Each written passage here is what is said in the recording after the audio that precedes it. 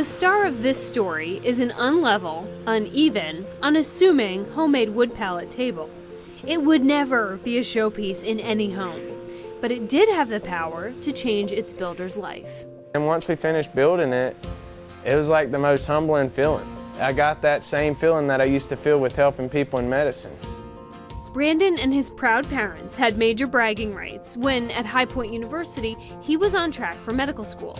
He asked his physician mentors what future lay before him, given the transformation of healthcare over the past decade. Out of the 16 doctors, 14 of them said if they had to go back and do it again, they would not recommend this field. But he had already racked up an unspeakable amount of student debt to become a doctor. This was the dream, and it felt like too late to sketch any new plans. Not very many people stood beside me when I decided this isn't for me. He packed up and moved to the coast, a new star on Oak Island. And on a particularly stressful day, he and his girlfriend headed to the Kindred Spirit Mailbox in search of divine intervention. Here, thousands have left notes and prayers. No postage necessary, delivered immediately to the universe. Then they set off for a shopping distraction. I was like, yeah, we always do that. Let's do something different, something off the wall. And her off the wall was building a table off of Pinterest out of pallets. Aiming for good boyfriend bonus points, Brandon borrowed a few tools from a neighbor. He's laughing at me because I'm out there for like 4 or 5 hours deconstructing this pallet with a crowbar and a hammer, and they're breaking and I'm getting upset. Now his girlfriend had bragging rights, and soon $5 pallet table orders came in. At which point, his deeply grad school invested parents really began to panic. As time has passed, the hater club has grown to the lover club, and everybody's digging what I do.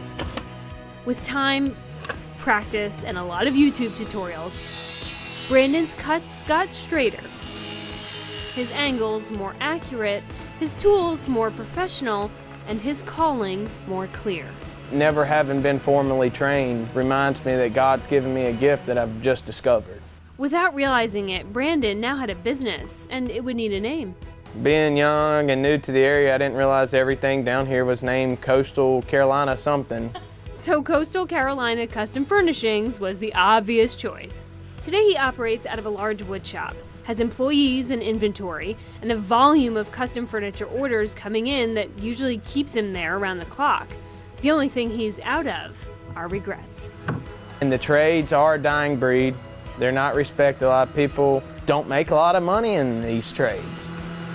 But then again, is money what you want, or do you want to live life? Spend any amount of time walking through the shop and you'll quickly see who he seeks guidance from in his boardroom. He gave me 2 hands and 2 feet, 10 fingers that all work, 2 eyes that see. I've got all my senses. Not everybody's blessed to have that. I'm lucky to have it. I'm gonna use it. Brandon still has student loans to repay, and there's probably some degree of disappointment somewhere that he never became a doctor after all.